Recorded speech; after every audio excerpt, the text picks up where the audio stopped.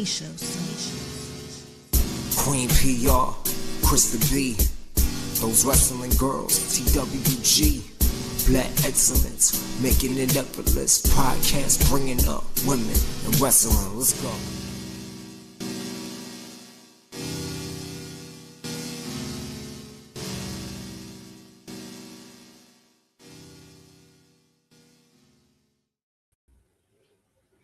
Hey.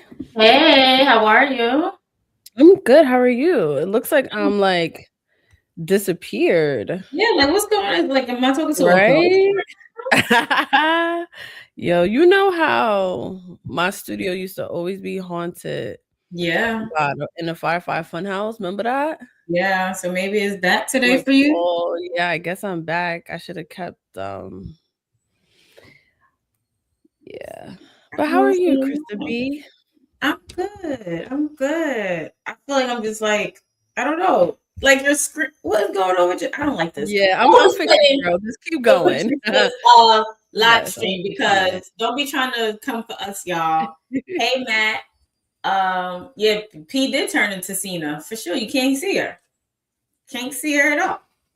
Hi, Rikarsha. Yes, Tiffany, we are loving the Caution Hill Naomi. We're going to get into all of that. But we're also definitely going to recap a lot of everything that's been going on with us in wrestling. So I'll start first as P gets herself situated, and I can talk to you guys. We can vibe, we can talk, we can just talk. We can talk wrestling. So as you all know, yesterday, if you guys have seen, I was at HOG, and let me just say, HOG, it was so much fun yesterday. I posted, hey, thank you so much. I don't know where P is, but I'll tell her you said, hey, if you're not on for long. But yeah, I was at HOG yesterday, and the atmosphere in which HOG provides is the most beautiful thing you can ever witness. It is I'm back. Now you're back. You came back, you was muted.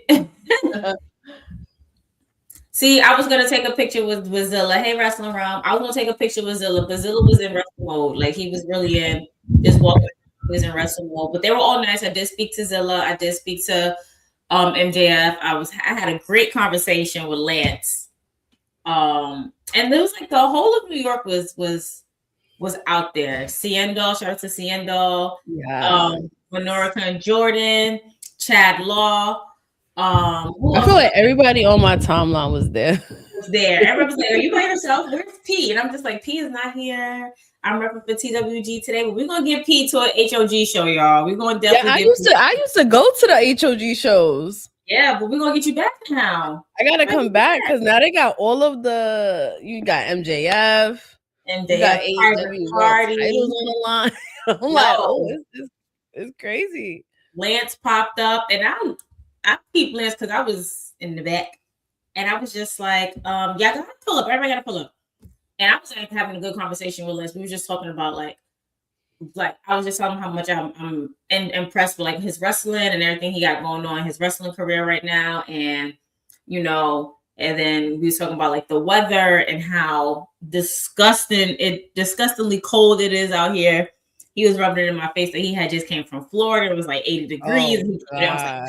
Must be nice. I was like, right, don't rub it in too much. But he is definitely, but he knows what the cold is because he's from PA. So I'm like, all right, cool. So you lived a little out here. So yeah, HOG was amazing. It was a great time. Wilkins was there. Malcolm was there. I got to meet Private Party. I spoke to Mark Quinn. I was mentioning. Are they still in AEW?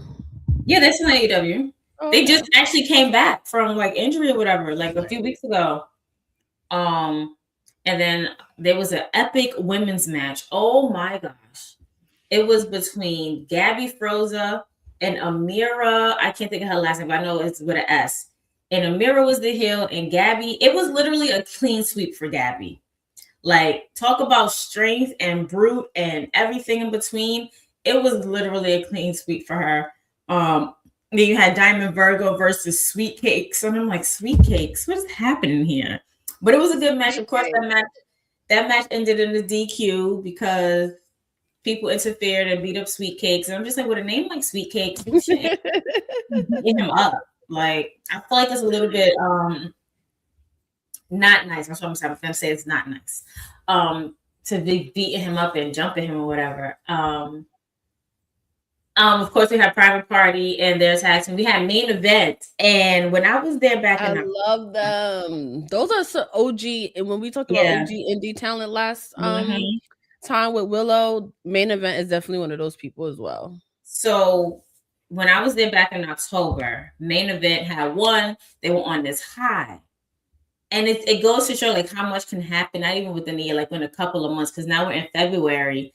And they started this losing streak, and they looked like they was about to start fighting. Like they kept going against each other, like arguing and going against each other in this match. A little, yeah. So we there now, and it looked like it was happening again, and officially, like they ended up winning. So they broke that losing streak, and they won. So I was talking to King Midas, and I was just like, and the part that got me was because they were wrestling. I forget their names right now, and they ended up taking the guy's mask off.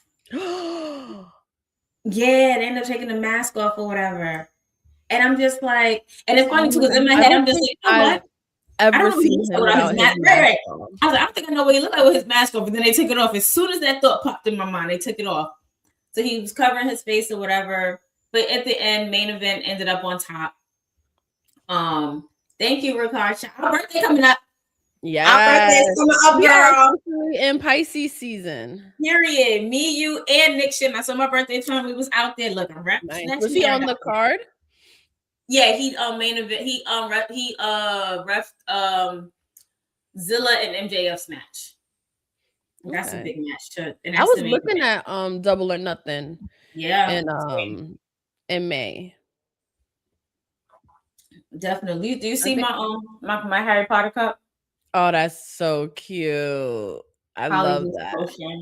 Marshall is $5.99. Who you gonna turn into? Huh? Who you gonna turn into after you drink that? A richer version of me. We like her. We like her. We like a richer version of me. That's it. That is it. That Double or Nothing. I'm so glad that you had a good time. I did. I had an amazing time. And it was just like yesterday, I wanted to get so much work done and I couldn't. Like a migraine was literally taking over. Like I was literally stuck on my couch after I went to go move my chair and get breakfast until I had to go to HOG. And I'm just like, I'm going to go. I'm going to have a good time. But baby, let me tell you about this line. The line was wrapped around two corners. Imagine. Two corners. Like, and I'm just like, what the hell? I think I was able to find parking. This lady was coming out as I parked my car and no standing. And I was like, can you wait right here? I'm going to go get my car. She said, I'm going to turn my lights off for you until you come up.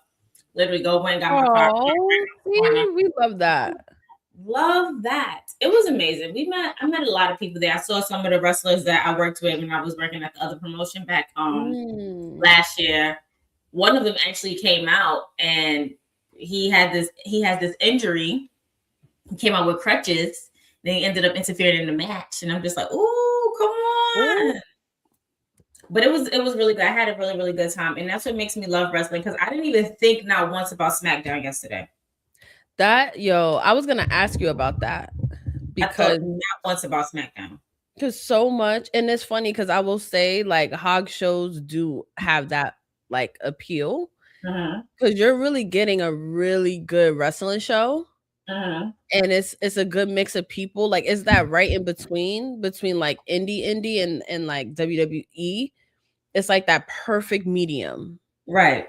Where you're gonna see like intergender matches, they're gonna be like physical as fuck. That's the first time I saw damn, she got canceled. But what was that girl name that was in TNA? And she basically got canceled because she was like abusive to her boyfriend or some shit. Oh, Masha. Yes, and I remember that match. Allegedly. Hey, Patrick, happy Saturday. Happy Saturday. Yeah, but those matches are always like really good, and you don't think about any of the other shows. I went on my Instagram. I didn't even see any clips of WWE. Like I went on Twitter, I believe, and I saw the clip of. I saw Tony Wrestling reacts to, I guess, B-Fab and Mia Yim or Michin coming back and facing Jade. And then I saw something about a little scruffle thing between Jade and Charlotte when Charlotte was walking down to the ring. And somebody was like, yo, this felt so unscripted. Like there's some real tension or beef between the two. And I'm like, give it to me if that's what it is. Okay, give it to me. But at the same time, it's like for you to have, for HOG to put on something like that, for everybody to be in unison, like what I love it. I forgot to even mention Charles Mason and Andrade. So Andrade put Charles Mason. And you got to see Andrade. And I spoke to him. Nice. And I spoke to him. And he put him in a figure 4. And he's about to put him in a figure 8. Somebody's like, yeah, we know you still miss Charlie. Somebody's like, we know you miss your ex-wife. Yes. Oh God, that's one of his biggest fumbles, biggest bag fumbles of life. Yeah, I think so. I think so. I really think so. And like I said, Zilla and MJF closed out the show, and I went to the bathroom, and the crowd was yelling, "Fuck ice, fuck!" And so we all in the bathroom, like heavy on the ice, like because facts. Yeah, we're not talking. We're not going to sit here and deal with that or whatever. Especially no. I'm not welcome. It's not something that you can ignore, and we can't help but see WWE is definitely not in the running for these sort of issues. Like this is the second year that they have not acknowledged Black History Month. No, they did. Oh, did they? Because I didn't see it on their socials and stuff like they normally. They came on the show. They did. It was on Monday Night Raw. They did. Because Tony Wrestling was just like, she's like, I ain't gonna watch now. If they're not, they definitely acknowledged. Yeah, they did. Good. Because it was getting to the point where it was like, come on, y'all. Yeah, they didn't do it to the degree of where Vince would have done it if he was still there. Okay, good. Yeah, but they did. So we also got to go to Fourth Row red carpet, the premiere of the West Side Gun show, day show, which was really fun. That was fun. I didn't know what to expect. Shout out to Tavia, because we've done red carpet premieres at that theater before. Yeah, for Queen of the Ring. For Queen of the Ring. So I thought it was gonna be like similar vibe. I didn't know that it was gonna be like the actual wrestling show. I thought it was going to be like a documentary type of thing about the show, but we got to sit in the theater and watch like a bomb ass wrestling show with people in a movie theater, and that's a first for me. So that was a good time. I think what I loved most about that is that the fact that Real One, aka Enzo Amore, was there sitting watching and attentive. And you have West Side Gun and all the 11,000 people he had on the side watching watching right there, or whatever the case would be like that. So I think that is when wrestling and culture merges and blends together and mirrors each other, it's the best thing you can ever have. So to see that and to see of course Smoke Dizzle was there, of course West Side Gun, and then you have all of these well-known people in the industry, whether it's journalists or whether it's journalists or social media influencers or whomever, they're all there, and they're all there for the same reason. And there's never a conversation about, oh, well, this costs too much, or how we can have this, or why can't we do that, or whatever. Like, it's a genuine love for the sport, and that is so palpable when you're at anything fourth rope related. Yeah, you can feel it. Like someone is doing this because they love what it is. Yeah, and Fourth Rope is in Philly on the 21st. I might have to make some. I mean, in March. Yeah. Ooh, I might have to make arrangements because I definitely had something going on at church that weekend. But that Saturday just might have to miss me. Super cute. That Saturday just might have to miss me so I could go. That would be like super cute. Yo, it's so many things. See, Endo and I already talked about which one of us is driving. Oh, you want me to drive? No. Not yet. Your skills is too elite for us. Hey, Endo be said it might be time for a trip. But he feels too elite for us. So. Oh my God! But wait, so that would be like back to backs. Yeah, because we have. Shall we get into it? Before we get into it, I do want to address one more thing that I had touched on when it came down to floor rope. Yeah. Well, I'm so glad she be whipping, just not in my car yet. I need a wheel alignment. I need some stuff fixed up. I think I asked you before, like, how long would it take for you to feel comfortable in the passenger seat with me? Once you said you had confidence in me. No, I do. But once you get your license, you're free to go. Just get a license, free to go. Because people still got to practice after they have their license. Like, free to go. I need to get back, do it more like consistently. Yeah. So another thing I wanted to not okay, Vaughn. Okay, Vaughn. Enough. Not too much of my girl. Not too much of my girl. I'm getting Is the DJ. Okay. Yes. So my thing for me is that when it comes down to wrestling, I mentioned like watch parties and things like that. The fact right now that we're hearing all of WWE are now banning watch parties in certain cities because they want ticket sales and stuff to go up. One is outrageous and outlandish because who are you to sit here and tell these people who are also trying to make money in their establishments that they can't hold watch parties if they're paying for the pay-per-views, if they're paying for they can do whatever they want. It's their business, their establishment. You're really going to send cease and desist and all of these two-day things like then if that's the case, you don't want us to subscribe to the ESPN. And I'll get my little $35 back. And I want to be able to have as many people. Like I shouldn't be regulated for that. Right, you shouldn't. So Chicago's banning for watch parties for Elimination Chamber. Vegas is banning watch parties for Mania. But as Ciendo said, y'all doing everything but dropping the price. And I have How about y'all do that first? And let me tell you something right now. As someone that me, you, Ciendo, we have all frequented watch parties as an alternative to going to the show. Nothing. If let's say Legends was like, oh, we can't show the pay-per-view. There's nothing in my mind would be like, oh, well, let me buy a ticket.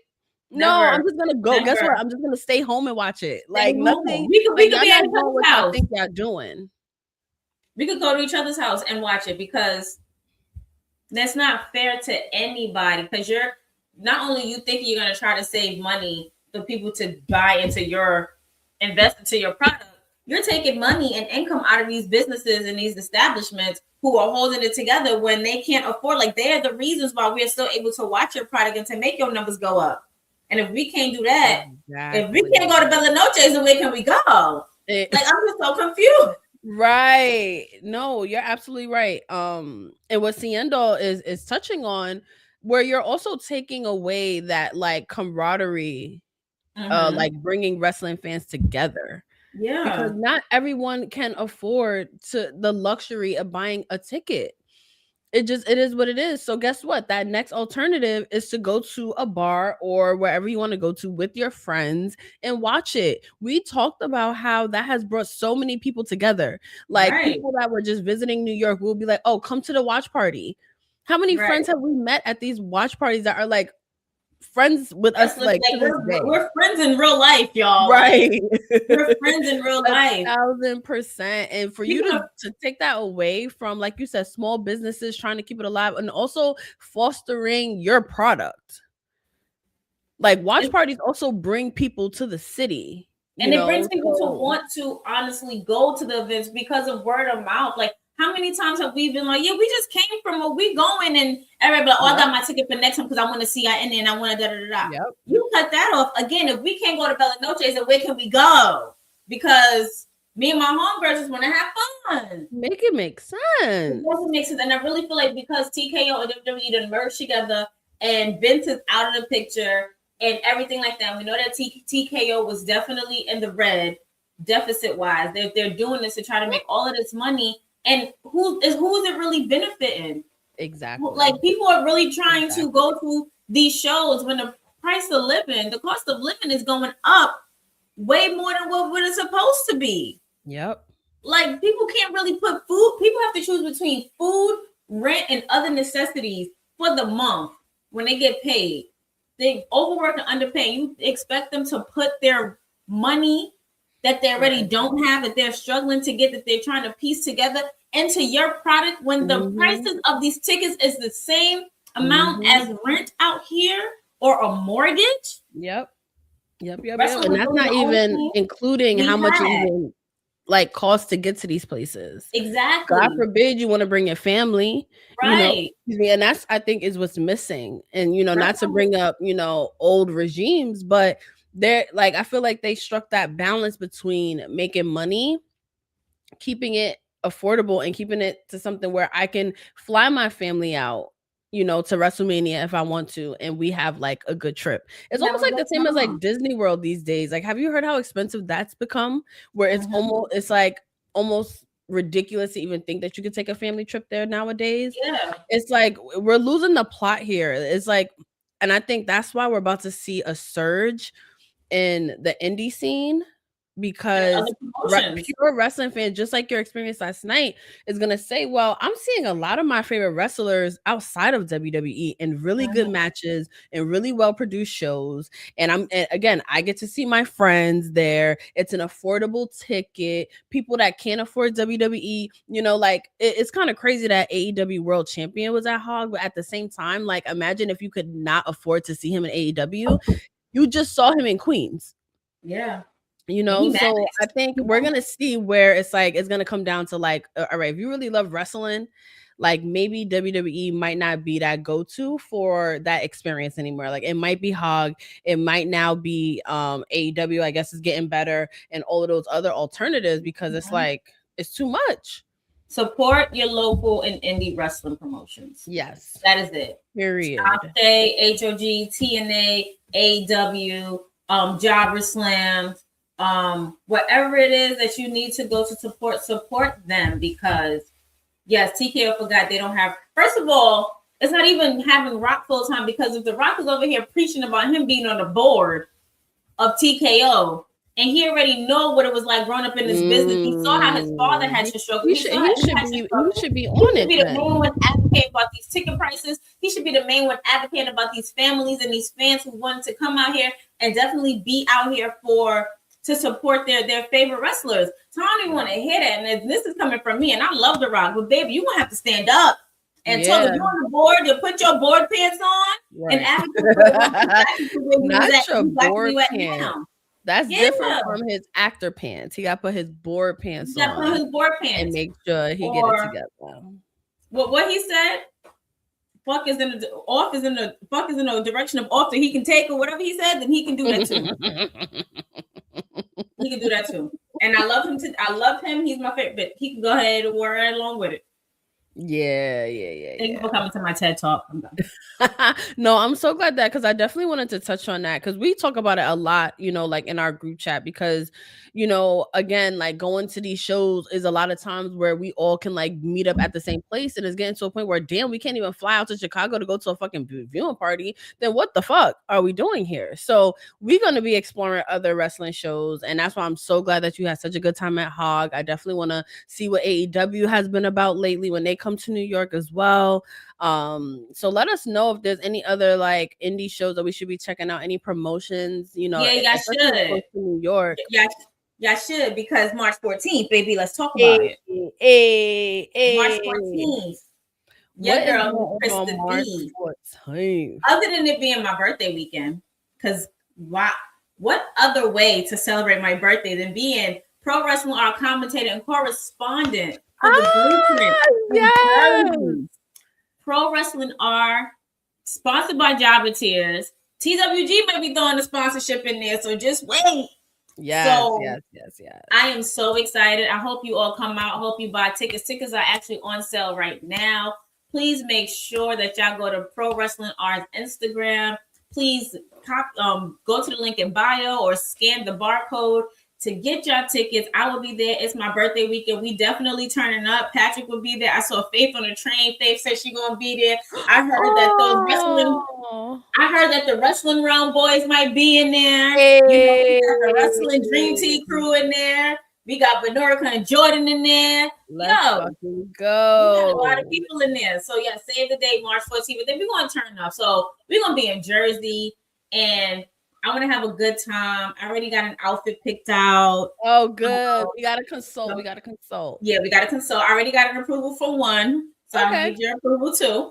Cool. So yes, I want y'all to come out and support. Let's have a good time. Let's show not only just for me, but show for all of these people who's putting in the work. Yes. I'm telling you, there are some surprises that you don't want to miss out on. Like P's been trying to get it out of me for the longest. I would ask her like on the slide. So like, so who's gonna be there? Women's on the court. Who's that special guest that's on the flyer? You'll see when you get your ticket. But yes, we're going to have a really, really good time. We're going to have a great time. And I'm just very excited. And I want to thank Isaiah and Dre for reaching out to me and for trusting me with this, because y'all know I can speak and I can talk, but sometimes you put a camera in front of my face, something different. Well, I think it's going to be one of those things where it's going to be exciting to try something new, but also I feel like it's going to come naturally, one, because you love wrestling, you grew up watching wrestling, and also hearing Kaz and I forgot his name on commentary at Fourth Rope was interesting too, because that's not like his forte either, and he's definitely gotten better since. So it's nice to see somebody that we know who also try something new, and like, so I see this being like a regular thing. Thank you, and shout out to Kaz. Happy birthday, Big Pisces. Oh, happy birthday, Kaz. Happy birthday, Kaz. We love you over here. You're always welcomed on our show whenever you want to grace us with your presence.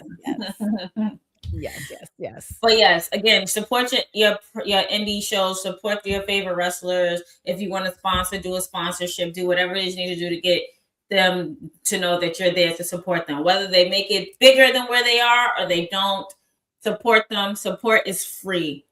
Support is free. Even if you're sharing the flyer.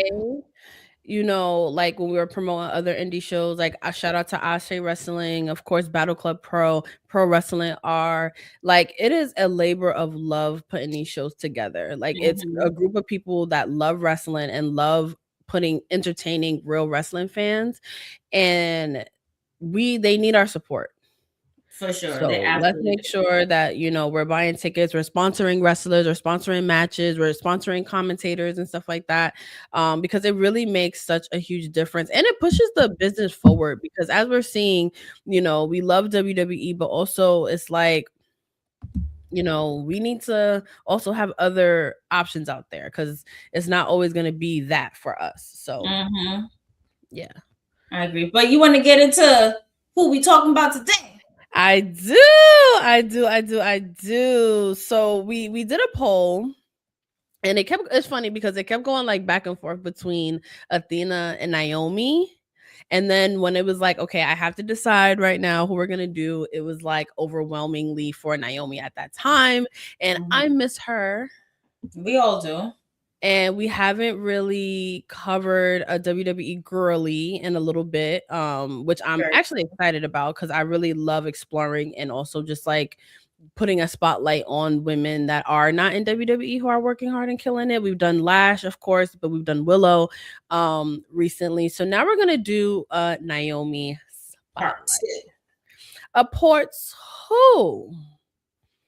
All right, so I know a lot of like OG TWG listeners are in the chat who listened to our first Naomi spotlight back in 2019. Yo, do you remember that day? Like, I think I called you. And I was like, girl, look on Twitter right now. He was like, what? I said, look on Twitter and look who retweeted us. And I tell you, I can still hear P scream in my ear. I was like, Oh my God. And then And there's the fact, like, we knew that she listened to it because of what she said, because I said it towards the end of the episode. Yep. I was like, oh. Yep. So we decided to cover Naomi back in 2019. One, we missed her because she was like, she had took a hiatus at this time. So we were like missing her. We didn't really know. Later on, we knew she was going through like some health stuff, but at the time, we were just like, "Yo, we miss you, girl. Like, where you at?" You know, it always felt like when she was on track, and we were like, "Okay, now it's the time. They're finally gonna put that shine on her that she deserves." Something happened, you know. So this is the tweet. I just wanted to pull up the tweet because I was just like, oh my God.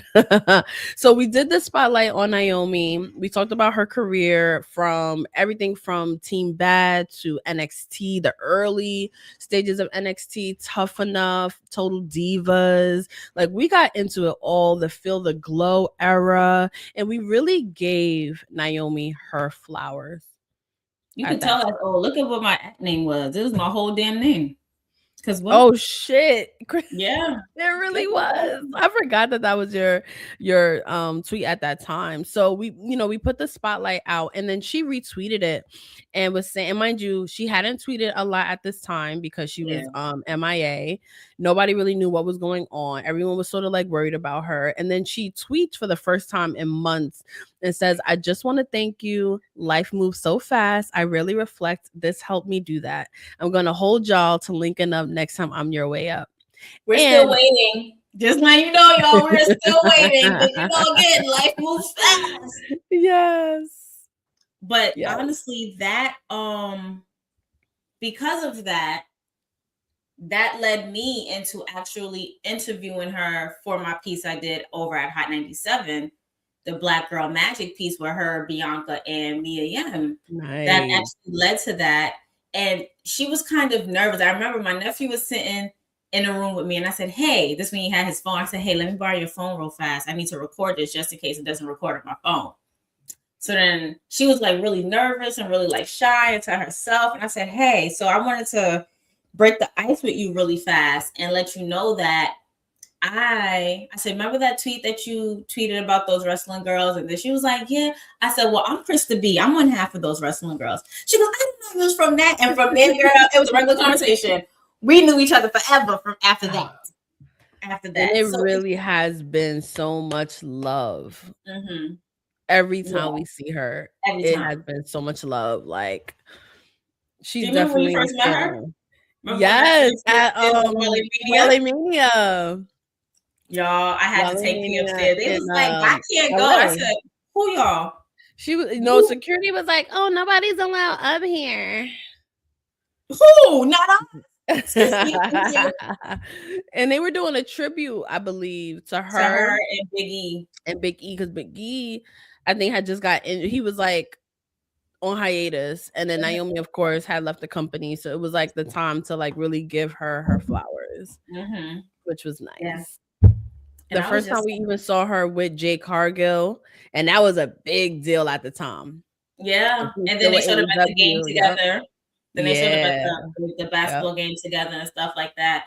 And we knew in that moment, like, that's when you knew that we didn't really care for the kayfabe, because we just love to see two Black powerful women together, even if they came from different ends of the world or different ends of the wrestling spectrum, to just be together and then to just have a moment and share things in common that sometimes, unfortunately, is pit against each other because we're Black women. Yep. So it was so great to see that in that fashion. But yeah, as you said, we made that episode. She tweeted it out at a time where she was going through her issues, and I believe this is also around the time like she had just walked out of WWE. Her and Sasha Banks. No, not in 2019 when we met her. Yeah, in 2019. Yes, I mean, like when we met her. Yeah. So we did that, and then she ended up by the time P met her, because I already had met her before that. She had just walked out, and going back to the Unreal that they talked about her walking out, and it's still a big F you to Michael P.S. Hayes on that one too. she had every right to do so. And what I don't like about, and this is just in general, not even just about wrestling, because you're a Black woman, they hold you to a standard that you're not supposed to do these things. You're supposed to just be quiet and be docile. And no, we're going to stand, because if we do stand how up for dare ourselves, you? Right. If we do stand up for ourselves, if we do voice our opinions, then we're too aggressive. We're too rude. We don't know when and where. It's a time and a place for everything. And if we never stood on our own, we'll still be bending over backwards for peanuts. Exactly. We're not doing that. So for Sasha and Naomi to do what they needed to do, we applaud it. We commend them. We stand on that for 100%. Real. And it inspired me at that time to go do whatever the fuck I needed to do and bet on myself, because that's what these two ladies did. And it could have been so, like, I'm sure it wasn't easy, but it didn't have to work out for them. Like, and it did. Like, they both put in the work and they bet on themselves, and they ended up being successful. And now here we are, 4 years later, which is honestly like insane to think about. They're both, Naomi literally just finished the prime of her career, and I still think it's just a beginning for her. And we've talked about what Mercedes, formerly known as Sasha Banks, has been doing, and the bank that she's been making, writing her own fucking checks for her appearances. So I always respected them for that. It was a hard time in general, I think, for like wrestling fans and even myself, because when Naomi and Sasha walked out, I definitely felt out of love with wrestling for a while during that time. And we were there. Were we not there when they won them titles? Yeah, that was on WrestleMania 38. We were definitely there when they won the titles, Dallas, in Texas, which is a huge moment, because I think at that time Sasha had never won at WrestleMania, I think, or something to that. Yep.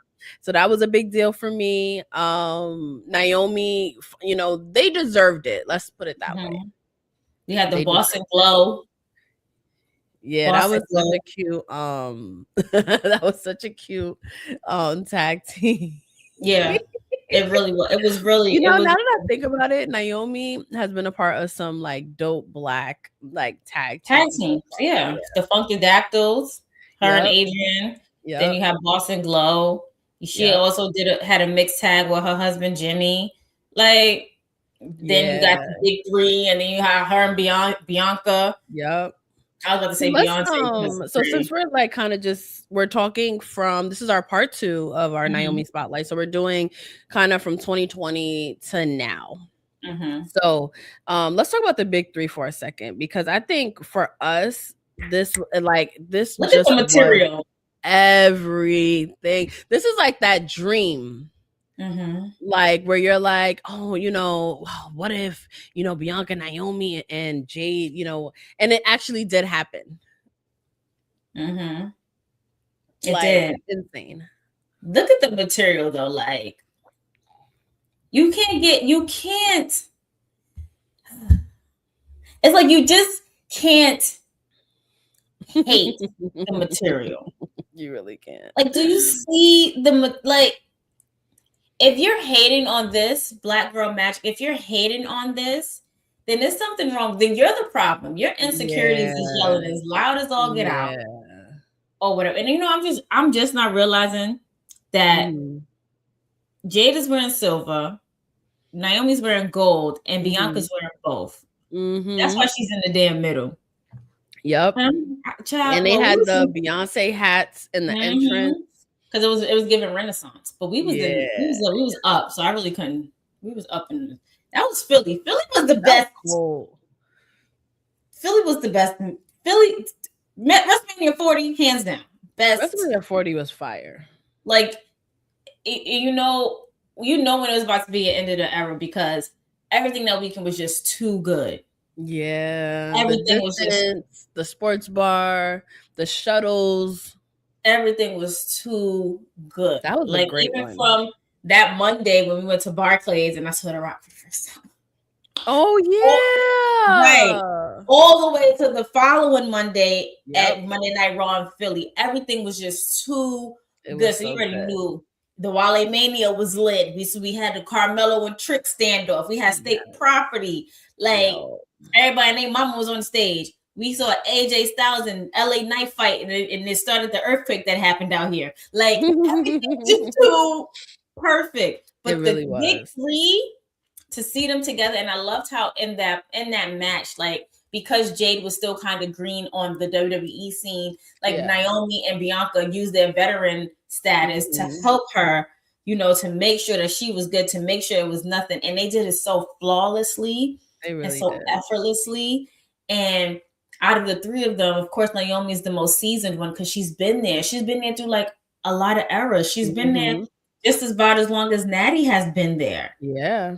So it's just like to see the growth and to see the metamorphosis of Naomi or Trinity or whatever, you know, it's just like something that you always would aspire to. That's when you was like, who I'm turning to, the richer version of me, because baby, we definitely gonna go up from here. And to see that happen to Naomi is amazing. So amazing. And I think another thing that really like made me love and respect Naomi so much more, like throughout, like from the time that we last talked about her to now, is when there was all of those narratives coming out about her when she walked out, or even when she came back and was working with Jade and Naomi and Bianca, like she never fed into it. Like she never like said anything bad. She never came out of character. She was just like, you know what? I'm gonna let my success speak for myself. And she ended up, and I did not like, I was one of those people where I didn't see Naomi continuing in wrestling because in my mind, after they walked out, she was such a WWE girl that I just couldn't see it. Her or Sasha, to be honest. Like, I just couldn't see I saw Sasha eventually, but like Naomi, I was just like, I couldn't see her in AEW. That's what it was. And I was like, where does she go from here? And then she ended up going to TNA. And she really had it over there. And we was there. We was there for TNA 1000. Yep. Baby was Knockouts champion. Yes, she was. Yes, she was. And to be at a show where TNA is celebrating its 1000th episode, but not only celebrating its 1000th episode, it's mostly highlighted on all the women that came before her, and they really came back. So that was a really good show. Yep, you had Asa Kong, you had Tasha Steele, you had Mickie James, you had Gail Kim, then you have Naomi, and then you have I can't think of the tag team right now, but the gorgeous tag team women, I can't think of their name right now. No, I don't think that's what they are. If y'all know who the Knockouts tag team, the pretty people. Think so. Yes. Okay. You had all of them come on. Then they also had a match. The beautiful people. Okay. Beautiful people. You was close. You be knowing, girl. And then they also they all had a match, and for them to for one, Naomi to, and I believe Jordan Grace was in that match too. But one, for Naomi to just fit right in. Yeah. They didn't make her stand out. They didn't shun her. It is a big reason why we got Jordan Grace for sure. They didn't do any of that. They just made her feel welcomed. And I am so glad that she was out of there when that heifer came back to TNA. Oh yeah, the timing of that was perfect. Because let me tell you something right now. If I heard something, girl, real quick, it was gonna be a problem. Real quick. And it would have been nothing but space and opportunity. I promise you. Yes, 100%. But I'm glad that, it was perfect timing. And then she got to, so, when we started our show, we want to spotlight women's wrestling. We definitely focus on WWE. But a lot of women's wrestling fans that became our listeners was like, yo, y'all got to pay attention or spotlight the Knockouts division in TNA. If y'all want to talk about the legacy of women's wrestling and where, what pushed it forward, you got to talk about the Knockouts. And now we've seen Naomi go to this prestigious division to really show she has what it takes. Yeah. It's not just a WWE thing. No, she has everything it takes. And it did not take long for my girl to capture that championship. Not at all. Not at all. And it feels like once, like being that you see somebody one way for so long in a certain promotion, it sometimes like stifles your vision of them. Right. Or it gives you a one-sided look perspective of them. Like you said, like you couldn't see her in AEW or another promotion. So where would she go? And then when you see her in TNA and you see her fitting with the knockouts, it's just like, yo, like WWE, like we know she's beyond talented. We know she's beyond athletic. So the fact that WWE kind of stifled her and put her in this box because of the era that she came in, or she came in during the height of the Divas era. Yeah. So yeah, she was gonna, and her background, she used to be an Orlando Magic dancer for the basketball team. So it was just like, oh, you have dancing abilities and you're flexible or whatever. So we're gonna train you or whatever to take these bumps if need be. Right. But then when she's training and she's wrestling and stuff, it's like you're not taking her serious enough to be like, yo. And then every time when these women try to showcase their talents in that era, it was just like nobody wants to see that. No, everybody using the women's match as a bathroom break. And then y'all look better on TV, so we're gonna give y'all total divas or whatever have you. So when she's in TNA and there's no reality TV over there. Like there's no reality TV of TNA over stars. There's the talent that you see in the ring that had us glued to the TV every Thursday because Naomi took that TNA Knockouts division to another level. Yep. And she got her flowers. She did. From veterans, she was able to face talent that was able to bring her to that limit that we would have never seen her face. You know, like her and Mickie James having that mutual respect and program. Like she had a lot of good feuds. She held that title for 182 days. Like that's a really like decent run, and she defended it multiple times at like TNA's biggest shows, like Victory Road, Bound for Glory, all of that, all of those shows. She was on the card. She's featured heavily. And she was a fighting champion, and she put on really good matches. So after she lost the championship to Jordan Grace, it was kind of like in the air, rumored that she was coming back to WWE. You know? So for me, I was so traumatized, I guess you could say, from the Sasha and Naomi like initial walkout that I even took a step back from like the IWC because it had just got so toxic and ridiculous, and there was so much like false information being put out there that I was just like, you know what, I gotta hear the entrance music when I'm there, or I'm just not reading into it. Like I didn't want to get my hopes up, like I didn't want to get hurt, but my girl came back at Rumble, and we was there. I had to run. I had to leave you where you was at because you was not trying to move at all. I'm like, girl, you like, I'm sitting right here. I was like, if not, I'm gonna have to come back. And I just didn't like. I was like, I want to be like, stay put. But she was number 2, and what I loved about it. So Natalya opened up that Rumble 2024 in Tampa, and she was number 2. And I would never forget 2 things. One, the shock in the crowd.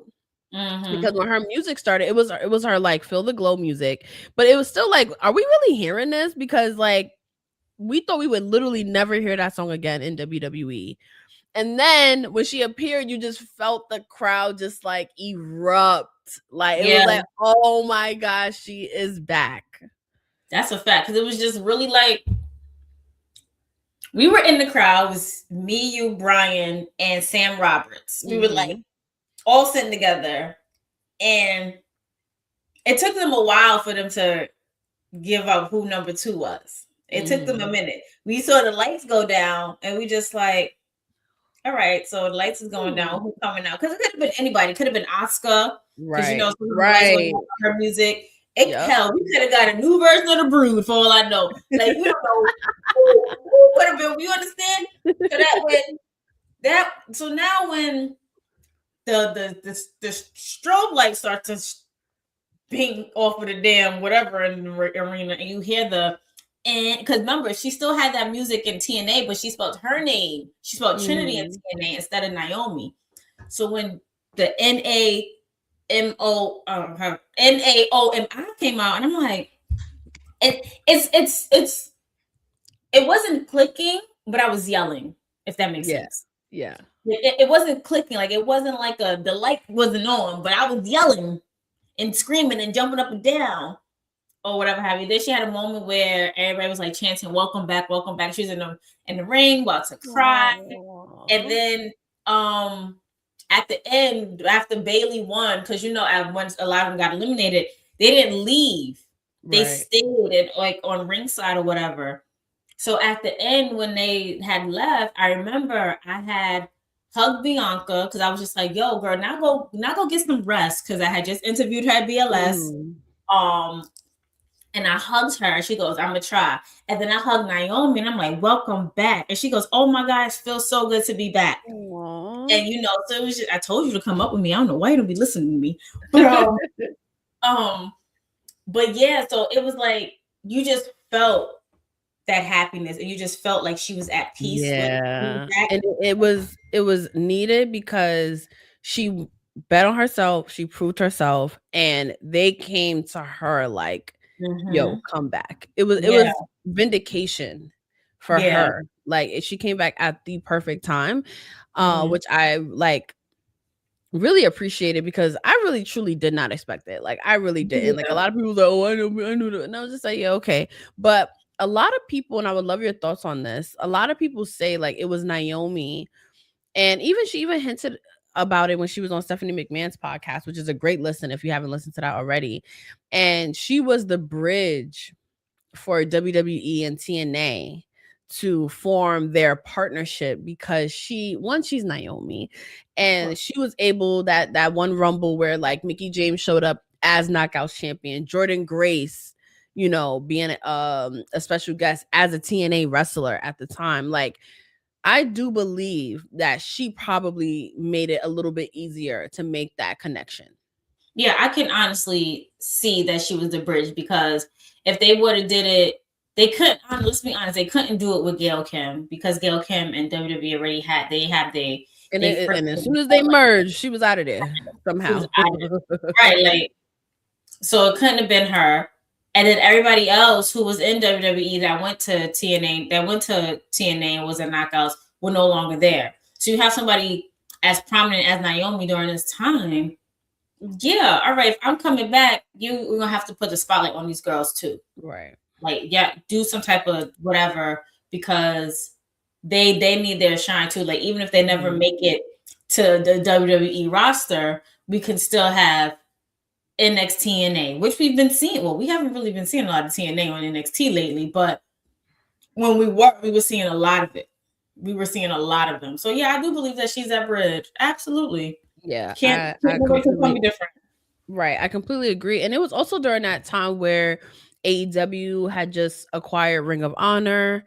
They were working more with the international promotion. So it really was a time where WWE needed to kind of like step up to that a little bit and be like, okay, we're only gonna grow and expand in this current landscape if we partner up with these other promotions. So it was really cool to like kind of see TNA being involved, because that always was at some point the secondary, or even sometimes not the secondary, but it was still in the conversation. Like, and we talked about their Knockouts division being legendary. We were able to go to that 1000 show, and then seeing Naomi prove herself there a little bit more and have these great matches, and then can go and speak to the talent that she was able to work with and being like, nah, we need to get them over to WWE. And now we see, some of our favorite wrestlers that got released from WWE are now becoming bigger stars in TNA. Yeah. And I don't feel like that happens without Naomi. I don't think so either. And I also feel like for Naomi, her coming back, and I say this about everybody who like kind of left on shit terms in WWE, and then they come back and they're having their most fun. CM Punk. Yeah. Yes. That nigga is happy for once. He's having a good time. AJ Lee. AJ Lee is having a grand old time, especially getting in Becky head like that. Best time. Naomi coming back and doing a real heel turn. Like this heel turn. I don't think there has ever been a heel turn as good as Naomi's. Yeah. Ever. Like, the caution, her riding on the damn scooter. Like, I don't think there's ever been a heel turn as good as Naomi's. But before we get to this heel turn, we have to talk about what led her to this heel turn. Yes. So right before Survivor Series, Jade was attacked. And we didn't know who did it. My guess was Bailey. Sorry, Bailey girl. I thought it was Bailey too, because that was a time where Bailey was hella sketchy. We didn't know we could trust that hoe. I love you, Bailey. You was mixy. You was with Damage Control. You was doing a lot. And she was also trying to get in Bianca's good graces. So it was just like, yeah. So Bianca was like, "Girl, I don't trust you. Get out my face." So shout out to B. And then we ain't see Jade. So Naomi replaces Jade on a Survivor Series team. And now we get to Elimination Chamber. And everybody goes in. And right before, and what I was rewatching, I realized that the refs never closed the door. Like when Naomi and Liv were in the chamber and they're supposed to close the door. They never closed the door. So, and you hear, I think it's Corey Graves talking, like yelling on commentary to the ref, like, "Close the door, you idiot." Like, why are you closing the door? And you see you hear Jay's music come. And you can see in Naomi's face that she ain't scared at all. I thought she looked scared. She was a little bit nervous. Sus, because she kept like looking back at Bianca, and I was just like, "Girl, what? Like, why you nervous?" She was a little bit nervous. She wasn't showing scared. Like, she wasn't showing scared at all. It was like a little nervous thing. Like, all right, now I may have to face this music for sure. I may have to face this music. And then once that happened, and Liv was like, "It wasn't me. I didn't do it. It wasn't me." And I kept saying it wasn't Liv and Raquel because if it was them, they would have said it out loud. Like, yeah, we did that. But then when she went and attacked Naomi, when Jade let loose of Naomi, first of all, Bianca, Best Actress of the Year award, okay? Yo. And the funny thing too is randomly everybody's acting in that was on point. I must say, like, everybody that was in that match, everyone, once the camera panned on everyone, they knew they all understood the assignment. Because then you got Alexa, who like just came back and she's just like, "Girl, I don't know what the fuck is going on, but this is crazy because I thought y'all was all friends." Right. And then when Jay kicked her to Alexa's pod, Alexa was just like, yes, like, what is happening right now? Like, what did I come back to? I know baby wanted to church finger out of that match. She just went, "Excuse me, gotta go." Oh my God, yo. That was one of those funniest moments that like people were analyzing on Twitter for days. Yeah. It was like, "Oh nah, but we'll wait. Did you see this? Did you see that? Did you see this?"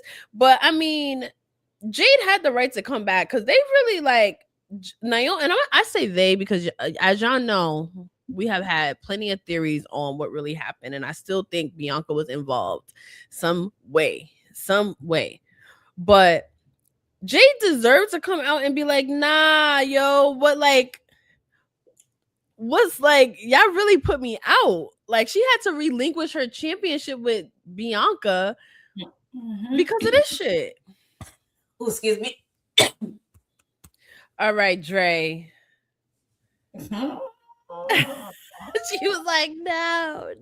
Yo, when I tell you, shout out to my friend Stephon, because I'll tell the story a million times over. I was driving, like, and I had it on my car, on my phone. I was driving or whatever, and once I heard the music, I had to pull over.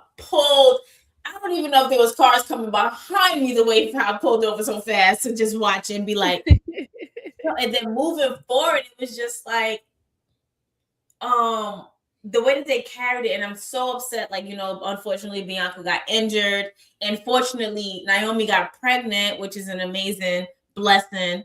But we didn't get that that big three interaction. Like, we still didn't get one between Bianca and Jade. And I feel like when Bianca come back, finally, because she's doing her physical therapy or whatever you guys have seen all over her Instagram. Sending healing vibes to you, sis. Absolutely. That we could finally get that. But her acting in that, like, at this point, baby, put yourself in the drama. where you're crying and yelling and screaming. Put yourself in a horror film, crying, yelling, screaming like that, because you're going to win every award that needs to be awarded to you, because that was top tier. A1. Top tier. And I think she ended up winning that match as well and getting her Mania match. And I think that's what made people sus, because it was like all this turmoil and, you know, the big three. And I mean, it is what it is, though. Like, Bianca did try to get out of the cage, though, but then Liv and her colonizing ass, because I'm going to say only for this moment, want to be grabbing her by her braid. Yes, that was very unnecessary. That's why when Bianca whipped her, that was for the ancestors. That was for the ancestors. That was the loudest. She absolutely deserved that. Would absolutely deserve that. But if we're talking about acting, though, like, and Naomi sold it. Naomi sold this. Oh, this is an ugly cry face. Yo, their expressions are so perfect of what they're trying to convey that it almost looks like it could be AI. Yeah, this looks scary because of the black eyeshadow on top with the lashes. And no, can we go? Do we have a picture of them on the red carpet of Queen of the Ring? Because Naomi's dress was matching her neck brace when we were there. It was. Let me try to find a photo of that. Let's talk about keeping kayfabe alive. How about that? Because we saw her not too long after, and she definitely was matching. Wait, it might have even been maybe like the week before this or after. Yeah, this right here. This was after that red carpet. Okay, got you. And I believe because it was like we saw she was matching. And this was SmackDown, so this was in Brooklyn. Mm-hmm. We was at the SmackDown. I believe this was in Brooklyn or at Madison Square Garden. We were at this one. Mm-hmm. Because that's when she was like, "Yeah, I did it," or whatever the case would be like that. And then Jade came, and Bianca was like, "Go ahead, we'll talk. We'll talk later." Y'all ain't talk yet. How long? That's why I need this to be finished. Like, for real. Of course, no one wants to see these sisters fight, but at the end of the day, siblings fight, rumble, tumble, get knocked out by one another, get lumped up by one another. Especially if you got sisters. Okay. Yeah. It'd be like that. Sometimes you just gotta do what you gotta do. Mm-hmm. And move on. That's why I know, like, it's not over. Like, it's gonna be like so much more coming once she's back. Yeah, it's no way that can be over. Like, you cannot, as good as that. I really feel like if the circumstances that Naomi and Bianca face, and I'm not saying being pregnant is a circumstance, because circumstance right now seems like it has a bad connotation to it, but Naomi being pregnant and Bianca injuring herself, like, if that didn't happen until later on, like, this match would have carried over. This would have been a WrestleMania. Oh, 1,000%. And like, this would have carried on to WrestleMania now. Like, it would have definitely been a main event, and it probably would have main evented night one. Honestly, yeah, it could have. It had the story behind it, like, built in, and we were all like super invested in it. Mm-hmm. Like, even if they didn't talk about the storyline on TV, like, we were still like, okay, well, what is the tea? Because they were still going back and forth on Twitter about it. Mm-hmm. Especially after this, like, Naomi had called Bianca like over 100-something times. Like, baby, that was so fucking funny. That's when we started to see Trinity, like, her character, for like being like this like super villain come to play, which I think was just like so good and hilarious. It was so was good. There anyone like funnier than Naomi, like Naomi during this time? No, not at all. She was so funny. She was so funny. She was so good. And then we get to Wale Mania when she does that promo. Yeah, she got real in that promo, and I'm glad, because she really like addressed, you know, the walkout. She addressed the narrative that was around her, and now that she's back, and now that she has these opportunities, and now that she's a star, like, I love that she was like, I'm not gonna forget how I was treated, but also I got through it, and look at where the fuck I am, and I'm not apologizing for nothing. I'm gonna. She basically said, I'm gonna be a menace. And I deserve to be. And that's really what she was. Okay. But in the good most possible, because look at the material here. Like, so good. think what I do feel like they dropped the ball at is this match here at Mania. Yeah, I agree. Naomi and Jade. Naomi should have went over. I completely agree. It would have gave Jade more to want to go after. Like Jade should have been messing up. When they could have pulled another pay-per-view match out of it, which is what I was hoping for. Yeah, like they closed that fast. Like they closed that too fast. Like everybody should have definitely did something, or it could have been Naomi went in, Jade wailing and wailing on her, Bianca coming out, and now everybody's really looking at her like, bro, whose side are you on? Like, why are you now stopping Jade from beating up Naomi if you didn't even know that sis attacked her? Like that's supposed to be the big three. So what's right. Like, and I wanted it to be one of those where Naomi won like on the skin of her teeth kind of thing, where she cheated, she did a roll up. You know, that I think that would have pushed the story forward for sure. Yeah, and like, it would have.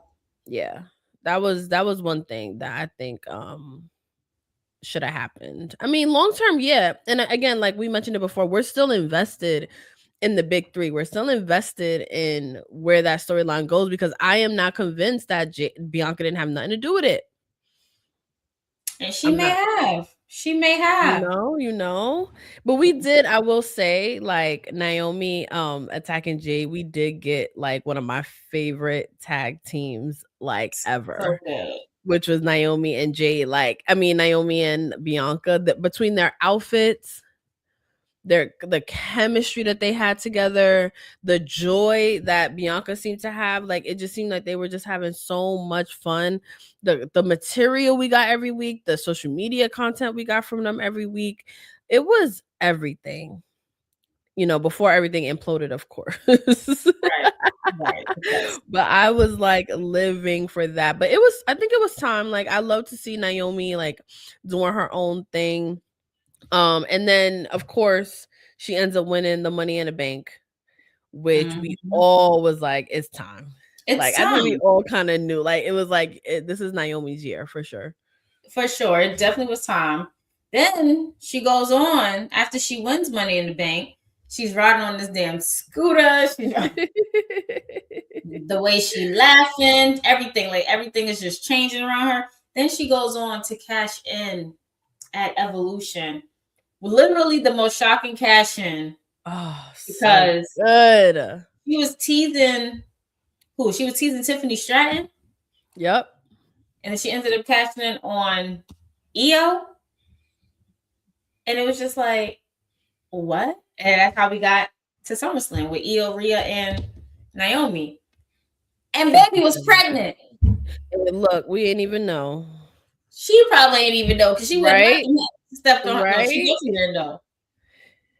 She did not. And so it's like it's so hard, like when you talk about like her pregnancy announcement, because obviously she was on a run of a lifetime right now. Like she was in her prime. We wanted to see her, you know, carry the title for a long time, have all these defenses, and you know, hopefully readdress her past feuds.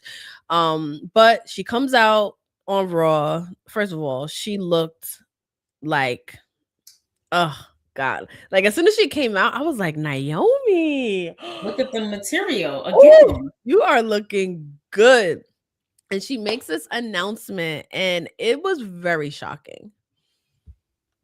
I don't think I was shocked. And here's why I say I wasn't shocked that she had announced that she was pregnant, because during Mania week, she was talking on a Bella's podcast, and she's definitely said, you know, she's had some fertility issues in the past. You know, she had her fibroids taken out, and she is 37, about to be 38, and she wants to have children before, you know, it becomes too late in the game for her and Jimmy. She's been with Jimmy for a really long time, and although she's a bonus mom to Jimmy's kids, you know, she wants something of her own, and she's did a lot in her career. She's held championships. It's not like she's not accomplished anything in her career. Right. So once she started talking about kids, like she said, that Netflix and chill was real, okay? I need something they got. Right. So I wasn't surprised. I was very happy for her, still very happy for her, that she's about to be a mom. The baby is supposed to be due next month. Let it be a Pisces. Oh, it's a boy. I was just thinking that too, because when I was putting this together, I was like, wait, she should be due pretty soon. Yeah, she's due pretty soon. Which is exciting. And I just, obviously I just really like, I am sending all prayers and love to Naomi right now. Cause like, mentioned, this was something that, she didn't think was in the cards for her.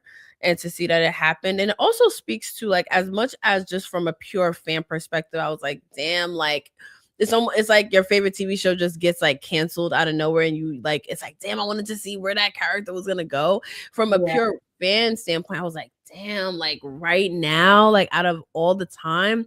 But then at the same time, it really speaks to something that I am very passionate about, and that's like women in sports having to deal with these sorts of issues. Like 20 years ago, this would be the end of her career, which again is why she chose so late to have, like, women choose so late to have kids in wrestling, because it's literally a baby or your wrestling career. Like, you literally have to choose. And I love that Naomi is a big enough star where she can relinquish the title, and that's not going to affect her career at all. We're literally just like waiting for her to come back, which is such a progression from like where wrestling was for women back then. Like, we've heard of women wrestlers who literally like self-destructed because of the guilt of leaving their children at home. Or there are some women's wrestlers that didn't even tell people that they were parents because of the guilt of having to leave their kids at home, because you couldn't do both at a point in time. You know what I mean? Or if you did want to have kids, that's when you had to hang up your wrestling career. We hear a lot of those stories, and I just love that the culture has changed, in general, but also in WWE, because, Becky talked about breastfeeding her daughter in between matches. Like, she talked, so I love that now we're at a point where we're celebrating this moment for her. And it's not one of those like, oh gosh, she's pregnant, get the title off of her, kind of vibe. So I love that she's now able to do that. And we're just like literally waiting for you to come back, girl. Like, we said, we good. I think the right choice was Jade because it ended up in her favor. She won the championship before Jade. Yeah. I guess that's to your question. Who should have went over at Mania? Jade or Naomi? I feel like, everybody's entitled to their own opinion. Can't say who's right, who's wrong. I feel like, again, if Naomi still could have went over and still ended up as champion and did everything like that. She could have done everything still the same and let it be a bigger heel turn or bigger feud. Like, his black, right? Who's the bigger heel of the two? Because this whole I'm that bitch thing with Jade, pack it up. No shade, but I don't like that. Well, see, I'm so glad that you said that, because I have been feeling the same way. But yeah, maybe we need to do a Jade spotlight one of these days, because I'm very curious to just talk about her at just like individually. Because when she came to WWE, she was very green. I thought she was green at AEW, but they partner her with veterans. And it's funny, like, Jade made Bianca seem like a veteran, because like at first, like, Bianca was like that girl that was kind of like learning from everyone else around her, because she was brand new, a performance center baby, if you will. And like now it's like Jade, you can see Jade and Bianca, when they were a tag team, Jade was looking to Bianca, which is interesting. And now that Jade is kind of like on her own, and really, as the world champion, you're holding the division on your back. And I'm like, I'm not sure if Jade is doing a great job of holding the division on her back at this point in time. But that's a longer conversation for sure. That's a conversation that I'm actually really excited to have with you, Krista B. But, Naomi, she really is a legend. Like, she has inspired and motivated like so many Black girls to get into wrestling. I have said it in previous episodes. Seeing Naomi, I fell in love with Naomi I'm watching Total Divas when I wasn't even watching the current product, because it's very easy to fall in love with Naomi, but also it was very like satisfying to see like a Black girl shaped like, like with the, like, I didn't think that I would ever see that projected on WWE television. Like, that's shapely, that's curvy, that's, has a beautiful smile. She doesn't fit any necessary like stereotype. She's talented. Like, it was very nice to see. And we've said it before, she's a beautiful person inside and out. She's so, she's a good people. And I think WWE definitely like benefits from having her on their roster. And I'm glad that they finally recognize that. Yeah, I agree for sure. I'm definitely glad. So y'all let us know some of your favorite Naomi moments before we wrap this up. Your favorite Naomi moments from her heel turn, her running TNA, her doing everything, like whenever you first fell in love with her, let us know in the comments. P, you said you first fell in love with her during her Total Diva days. Mm-hmm. Me, I just saw her. Like I just saw her. And I think for me, it's kind of like more on a personal level because I was actually had that moment to actually talk to her and get to know her a little bit better. But also, I do think if that's the one I was in Florida when she won the SmackDown Championship, that moment right there. Yeah, that moment right there for me too. I'm like, you went in your hometown, girl. Like, although her run was short, she did what she needs to do with that title. Another moment was seeing her at SummerSlam, her and Natty. That was good. Although she lost that day, but you still did what you need to do. You really did. I mean, and again, you had a championship against Natty. Like, that was gonna be a banger. Sure.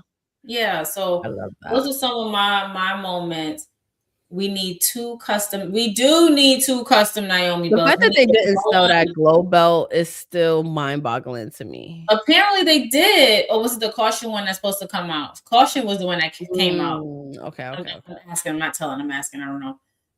But we definitely need a glow belt and we need a Proceed with Caution belt. Absolutely. I agree with that. Yeah, this last heel run was one for the books, I will say. And I can't wait for her to literally come back whenever and pick up where she left off. Facts. And I feel like now when she does, Jade has to be the one that's going to show a little bit of fear, hints of fear. Yep. Bianca. Oh, yes. You know, let me start writing this stuff for them because clearly they're not running out chat. Yeah. I'm going to keep my thoughts to myself. For sure. But I definitely want to like we talked about the Jade Cargill. I really want to have a deeper conversation about her with especially like with all of our listeners and stuff like that, because I want to know how y'all feel about it. So I guess we'll put Jade Cargill on this week's poll for our next spotlight. Yeah, we have Jade and Cargill, let us know. And who else? I kind of want to do Kiana James, although maybe a little bit too early for her, but sis is putting in that work. Yes, she is. She has a lot of potential. I think Julia holding her back. Yeah, I think she needs to drop Julia and focus on, because that triple threat last night on SmackDown.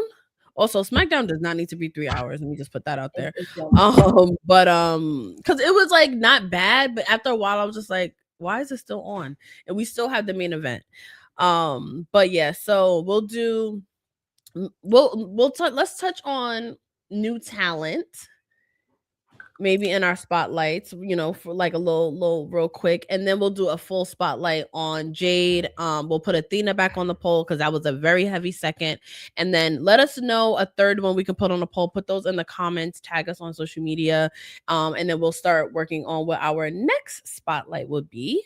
Because I really love doing these and doing a part 2 on Naomi. Like, we've been wanting to do this for so long, and it's and we had to find the right moment to do so. So I feel like this was actually the right moment to do a spotlight on Naomi because she has grown so much. And right before our eyes, it's like when you see a child star grow up right before your eyes, and they're doing so well. Although they hit, of course, their highs and their lows, and they're doing so well, and they're still being relevant, and they're still being impactful, even though they're not seen as much or whatever have like that. Like the fact that she's leaving this lasting impact on us as fans, it's really amazing to see.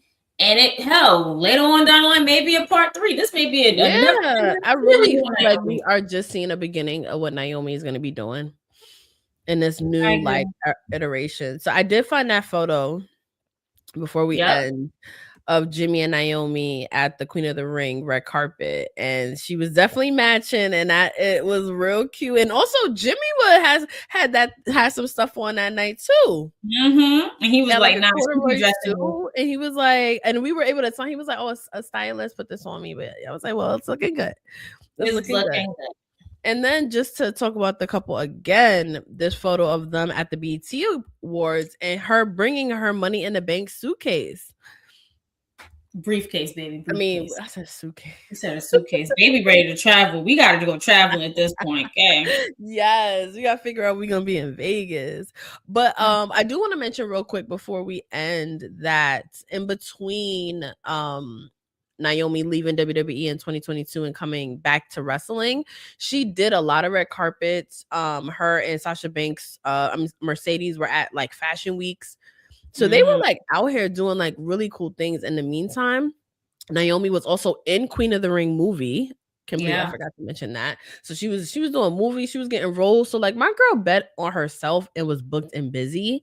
And now we're seeing her about to like have her first baby, and like we're just really happy and excited for her. We're so happy. Yeah, I love it. We're so happy. Well, guys, this was an amazing episode. We thank you all for tuning in and participating and joining us every weekend, every other weekend when we're recording these and giving it input. So as you all know, you can follow us at Those Wrestling Girls everywhere on all social media platforms. But P, let them know where they can follow you at. You can follow me at Queen3_PR on all socials. And you can follow me, Miss Krista B. That's MS_KRISTAB_ on Instagram and MS_KRISTAB on Twitter, X, whatever you want to call it. Make sure you follow us on TikTok and everywhere else. And make sure you pop out and support on March 14th. Yes. To light up their Instagrams. I want you to like, repost, share, tag, share with your friends, your mom and them, the big mamas and big dads, all of them. Everybody got to come out and support because we're supporting our indie wrestlers. We're supporting our indie shows. And on that note, it's your girl, Krista B. And Queen PR. And we're out of here till next time. Bye. Bye.